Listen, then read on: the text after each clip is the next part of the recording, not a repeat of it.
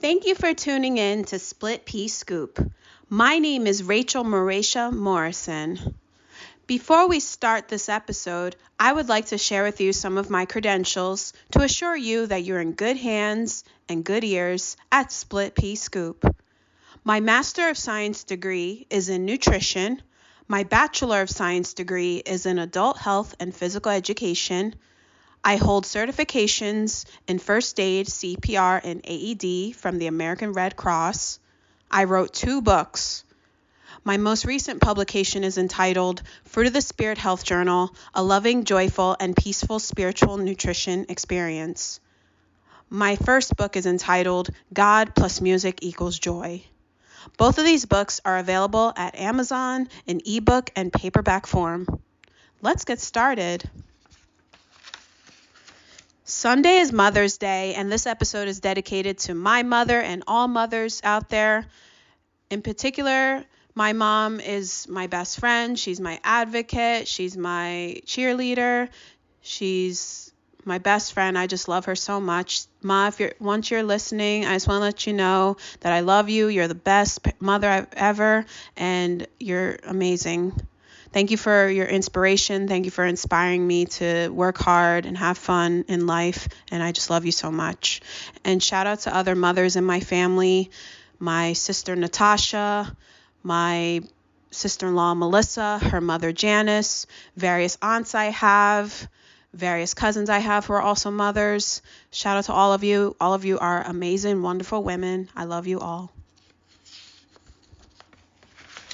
I entitled this episode Mother's Day Lunner. It's an inside joke with my mom that I would love to share with all of you.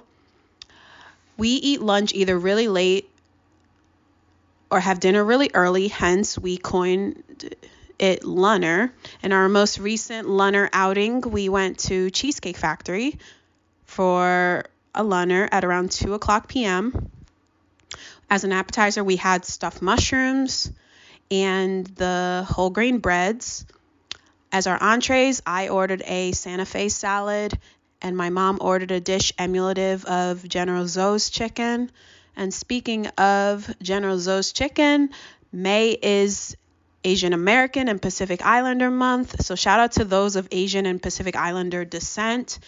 You have influenced my health, nutrition, fitness journey as well through martial arts, through Tai Chi, through sushi consumption, through Thai food consumption, and through amazing music that ranges from hip-hop from Mike Shinoda, R&B from Bruno Mars, as well as Zen meditative type music. So thank you for the amazing, optimistic influence. And shout out to Arabs as well. Something I love to do is belly dance. I have since 2008, and I'm excited to teach it very soon. I went to Orlando, Florida with my mom, and we visited Arabian Nights. It's emulative of medieval times, so shout out to those of Asian Pacific Islander descent, as well as Arab descent, and of course all the mothers out there. This episode is all about you, so we're going to keep getting into it. Another meal I notice are popular with mothers, daughters, grandmothers, etc. is brunch, of course. I personally cooked a brunch for myself recently. It was an omelet with spinach, mushrooms, and vegan shredded. Not really cheese, obviously, but like a vegan shred with a side of salsa. And I also had various fruits such as strawberries, oranges, and grapes with a slice of toast and a side of vegan coconut spread that's emulative of cream cheese. It was really good. It's something I would make for myself, my clients, and it's a recipe I developed. I'm excited about it. The main ingredient within the omelet is very important for women who want to be mothers, who are mothers, and just for health overall. Spinach is rich in folic acid and iron, and these are 2 of the nutrients that stood out to me concerning a national trend of what's going on associated with feminine health. So these specific objectives I'm going to get into are coined and entitled Healthy People 2030. So the U.S. government sets health prevalence goals each decade at the end of each decade.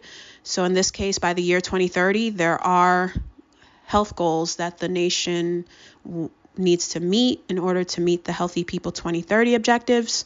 And there are some that stood out to me connotatively due to its prevalence of worsening or its prevalence of being a constant baseline without any data reported.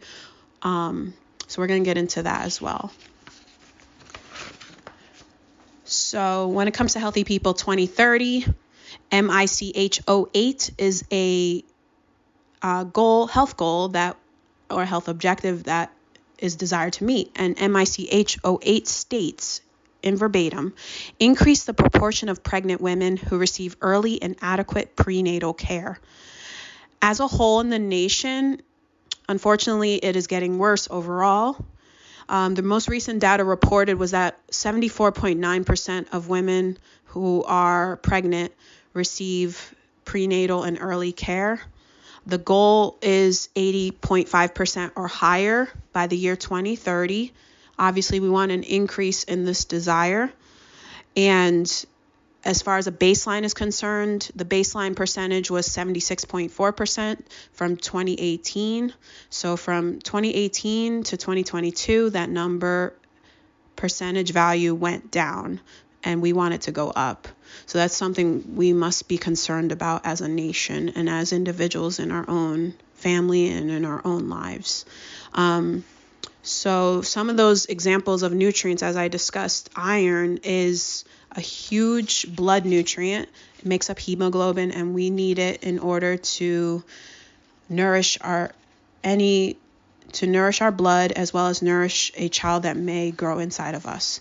So whenever we miss that time of the month during pregnancy, it allows mothers to nourish their children with the blood inside of us, with iron and other nutrients.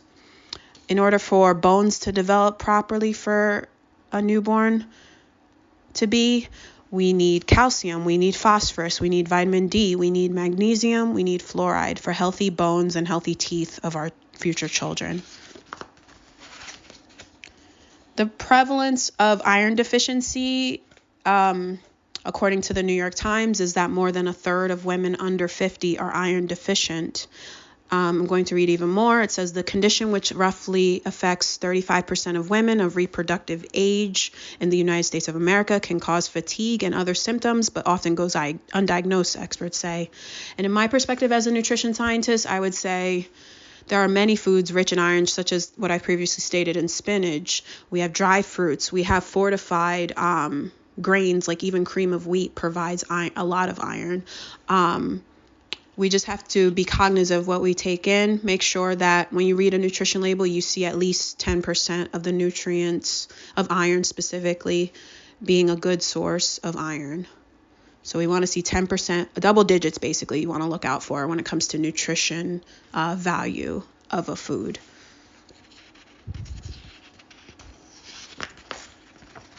So as I previously stated, folic acid is another important nutrient. Right now, it's only at baseline according to Healthy People 2030. There hasn't been a dramatic amount of data being reported. So the most recent one was from 2013 to 2016 at 82.6%. Our target for that is to be at least 4% higher at 86.2%. Of course, an increase is desired for the increase of proportion of women of childbearing age who get enough folic acid. Folic acid is very important to take in. Specific foods that provide folic acid: asparagus or other vegetables, fruits, dry beans, peas, nuts, and of course fortified whole grain products. Unfortunately, it's at a baseline because not a lot of data was reported. I personally believe that women's health is a huge priority and must be taken more seriously in research in science and health, etc. The role of folic acid within our human bodies. Folic acid is a metabolic or metabolism assistant. It's coined a coenzyme. It helps break down certain nutrients that we take in so that our bodies can nourish even more. Future mothers in particular, it's Mother's Day, so we got to talk about the Mother's Day connection.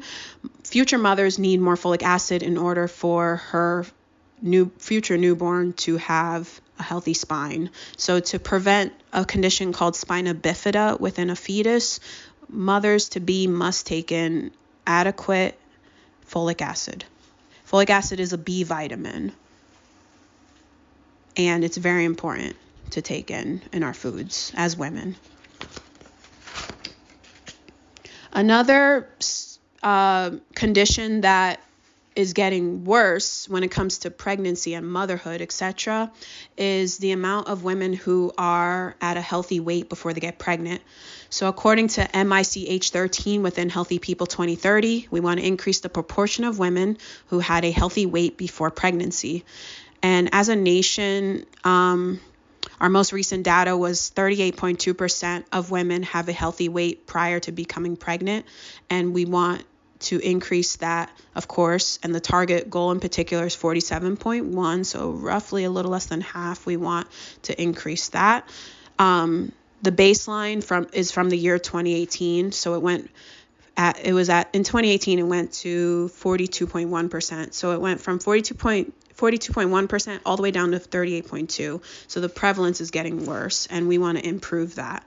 There are specific physical activities that women who are pregnant want to do and also to avoid. I would say yes to things I personally like to do, singles tennis as opposed to doubles, so that there's no collisions, to protect the mother and the child. Women can swim when they're pregnant and do water aerobics with ample space. And there are certain moves and exercises that women shouldn't do when they're pregnant. So you don't want to do anything where you're holding a exercise in its place. Like you don't want to do planks, for example, when you're holding a push-up position. It's coined isometric if you're holding a position for a prolonged period of time. We don't want to do that when we're pregnant. It's something I personally like to do, but if you're pregnant, you shouldn't do. Kickboxing, contact sports obviously are out of the question when it comes to pregnant women. You don't want to do anything where your stomach is down, in other words, prone positions. So, and also no rowing when you're pregnant, anything that will put pressure on the core.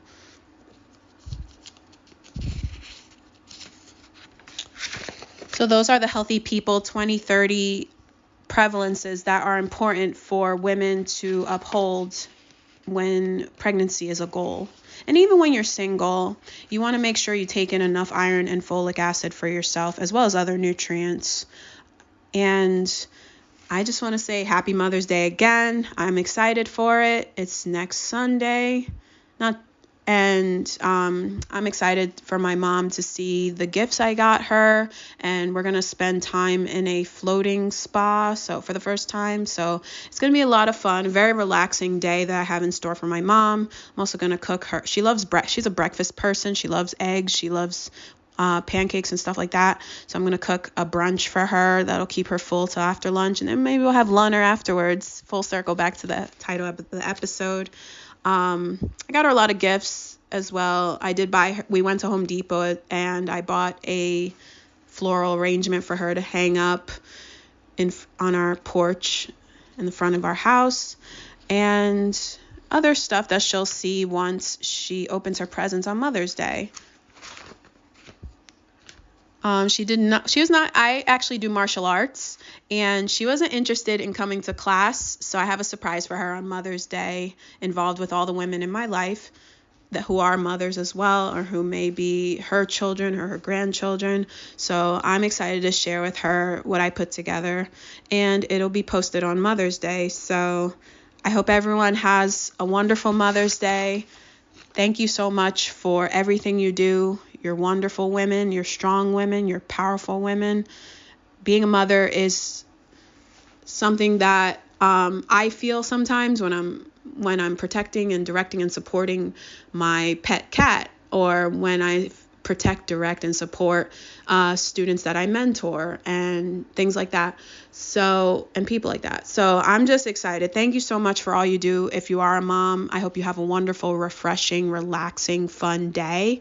And God bless. Thank you.